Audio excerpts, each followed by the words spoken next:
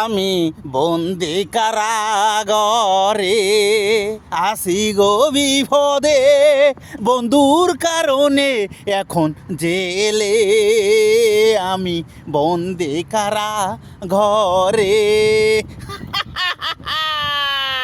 কতটা সহজভাবে এক বন্ধু আর এক বন্ধুকে পিছন দিয়া ফোন মারতে পারে।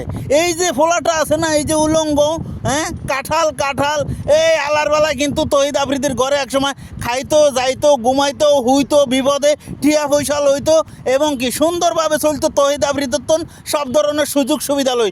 তহিদ আফ্রিদি জুলাই আন্দোলনের কারণে তার বাবাকে জেলে নেওয়ার পরে সে ফলাই রয়েছে পুলিশের ভয়ে।